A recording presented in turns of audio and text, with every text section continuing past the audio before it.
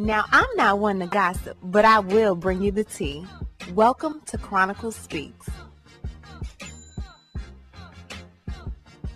Now, the story of Angie Stone and what happened to her has always been heartbreaking to me. Miss Angie Laverne Stone, the Grammy-nominated R&B singer, lost her life in a devastating crash back in March 2025, and her family has now filed a massive lawsuit. Let me explain exactly what's going on. So Angie had just finished a show in Mobile, Alabama. She, her band, and her family, including Sheila Hopkins, were traveling back to Atlanta in a Mercedes-Benz Sprinter van. This Sprinter van was owned by Good To Go Cafe, Executive Elite Transportation, and Joseph Robinson. It was being driven by a man named Lethal Carter. Now, on I-65 in Montgomery County, Alabama, Carter lost control of the van. It flipped onto its side and stopped in the fast lane of the interstate. Now, the lights were still on and the right lane was completely open. Several cars saw the wreck, slowed down, pulled over, and even helped some passengers get out. Angie and Sheila were still alive, strapped in, trying to escape the van. Now, according to this lawsuit, around 4:25 a.m., a CRST tractor trailer, one of those huge Freightliner trucks, came flying up the left lane, driven by Jared Wilkinson. Instead of moving over, slowing down, or braking, that truck slammed full speed into Angie's van. So the truck had something called Detroit Assurance 5.0, which is a collision avoidance system that's supposed to warn the driver and even hit the brakes automatically if there's a stopped vehicle, a pedestrian, anything in front of the truck.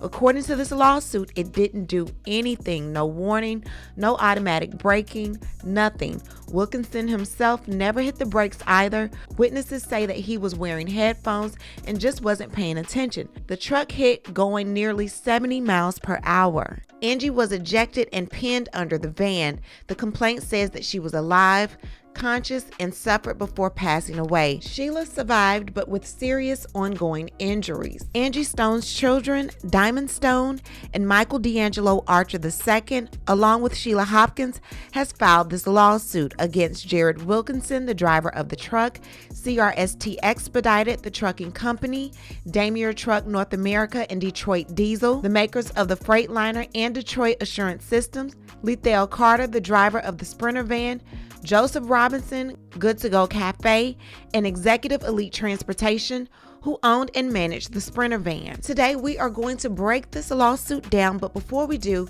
please be sure to subscribe to this channel and hit the bell for notifications so you don't miss out on any news regarding this case and so much more. Now let's get back into it. So this case is about more than just two accidents. Angie's family is pointing to bigger issues: distracted truck driving, unsafe practices by transportation companies, and big manufacturers selling technology that doesn't deliver on its promises. This lawsuit is seeking damages for Angie's wrongful death, her pain and suffering before passing, funeral and burial expenses, Sheila Hopkins' ongoing medical bills, pain and emotional trauma, and punitive damages, basically money meant to punish these companies for what the lawsuit calls reckless behavior. And let's be clear, Angie was a completely innocent victim here. She wasn't driving, she wasn't at fault, she was just riding home after doing what she loved: performing. In the early morning hours of March 1st, 2025, Grammy-nominated R&B singer Angela Laverne, Angie Stone, and a group of her bandmates and family members, including Sheila Hopkins, were traveling through Montgomery County, Alabama, after leaving a performance the night before in Mobile, Alabama. Angie's group was riding in a 2021 Mercedes-Benz Sprinter van owned by defendants Good To Go LLC, Executive Elite Transportation LLC, and Joseph L. Robinson, and was driven by defendant Lethal Carter, who had been hired to transport Angie and her group from Atlanta, Georgia to their performance in Mobile and then back to Atlanta. While traveling north on I-65, defendant Carter lost control of the Sprinter van, causing the van to exit the roadway to the left. As defendant Carter attempted to steer the Sprinter van back to the right and onto the interstate, the Sprinter van overturned onto the driver's side and came to rest in the left lane of I-65 North. The right lane of I-65 North was open and not obstructed by the disabled Sprinter van. During the next several minutes, all of the passengers, including Angie Stone and Sheila Hopkins, attempted to get out of the overturned Sprinter van. During this time, the headlights, tail lights, and running lights on the Sprinter van remained on because they were paying proper attention to the roadway in front of them and not driving too fast for the conditions. Several other motorists traveling northbound on I-65 saw the overturned Sprinter van and safely drove their vehicles around it in the open right lane. Other motorists paying proper attention to the roadway also saw the overturned Sprinter van pulled over to the right shoulder of the interstate and put their four-way flashers on. With the help of these good Samaritans, 5 of the 9 occupants were able to exit the Sprinter van. At around 4:25 a.m., a large CRST tractor trailer driven by defendant Jared Wilkinson was proceeding in the left fast lane of travel on I-65 North. Defendant Wilkinson was on his way to deliver a load of sugar to Forest Park, Georgia. The CRST tractor Wilkinson was driving was a 2021 Freightliner equipped with Detroit Assurance 5.0, a collision mitigation system designed, manufactured, marketed, and sold by defendants Daimler Trucks North America LLC and Detroit Diesel Corporation. Obstacle detection, all of the active safety systems we're spending a lot of time on. They're highly valuable, and we want to absolutely be benchmarking industry with our systems.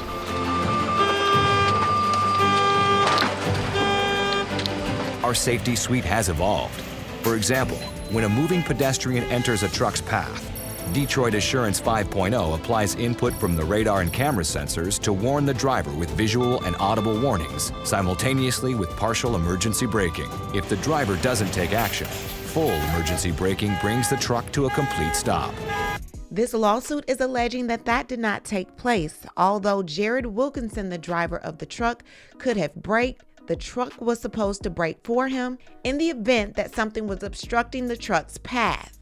The lawsuit goes on to say that the Detroit Assurance 5.0 collision mitigation system is marketed and advertised as a system that will warn tractor-trailer drivers of moving and stationary objects in the roadway, partially brake the tractor-trailer, and then fully brake the tractor-trailer if the driver does not respond. Because defendant Wilkinson was not paying proper attention to the roadway ahead of him, and because the Detroit Assurance 5.0 collision mitigation system did not warn Wilkinson of the disabled Sprinter van or automatically brake the CRST tractor trailer, Wilkinson slammed the front of the CRST tractor trailer into the disabled Sprinter van at highway speeds without ever applying the brakes.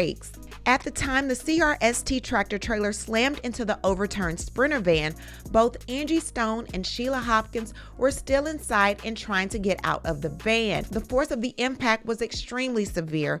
As a result of the collision, Angie Stone was ejected from and pinned underneath the Sprinter van. Angie Stone remained trapped underneath the van, where she consciously suffered until she ultimately succumbed to the fatal injuries she sustained in the collision and died. Prior to striking the disabled Sprinter van, the Detroit Assurance 5.0 collision mitigation system did not issue an audible or visual warning to defendant Wilkinson and did not apply any automatic, partial, or full braking to avoid or mitigate the collision. Because defendant Wilkinson was not paying proper attention to the roadway ahead of him, Wilkinson slammed the front of the CRST tractor trailer into the disabled Sprinter van at highway speeds without ever applying the brakes. Plaintiff Sheila Hopkins remained trapped inside the Sprinter van as it was catapulted into the air and slammed back down onto the roadway. Ms. Hopkins miraculously survived the collision but suffered injuries for which she was immediately treated at Baptist South Hospital in Montgomery, Alabama, and for which she is still being treated. Defendant CRST selected listed specifications for owned, maintained, repaired, and controlled the 2021 Freightliner Cascadia driven by defendant Wilkinson. Defendant CRST negligently and recklessly permitted the tractor trailer to be driven by defendant Wilkinson on the morning of the collision. Defendant CRST negligently trained, qualified, screened, hired, selected, dispatched, and supervised defendant Wilkinson. So Angie's children and Sheila Hopkins are first suing Jared Wilkinson, the truck driver, for negligence, CRST Expedited, which is the trucking company, for hiring him, failing to train him properly, and putting him on the road.